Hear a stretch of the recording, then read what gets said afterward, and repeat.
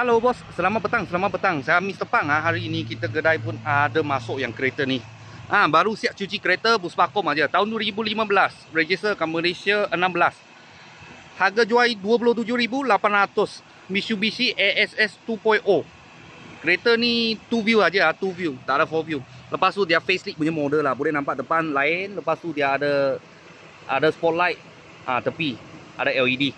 Ini sudah kira facelift, Dulu punya owner sudah tukar sport rim lah, cantik-cantik punya. Tahun 2023 punya tadi kat sini. Okey. Lepas tu dalam leather Okey. Leather original lagi. Mileage dia 170 lebih.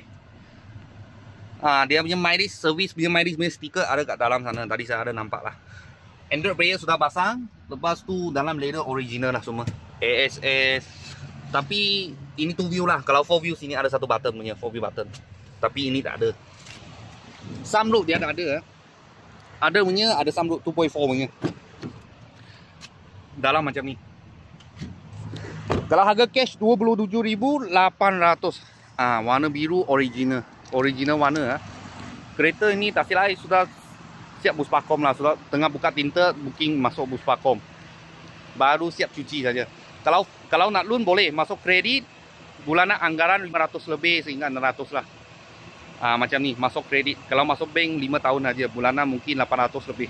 Kalau bos-bos dengan kawan-kawan siapa tengah cari kereta SUV ni, ASS, kita sini ada sebiji lah. Kalau ada apa murah-murah kereta, saya akan video lagi. Thank you bos, thank you.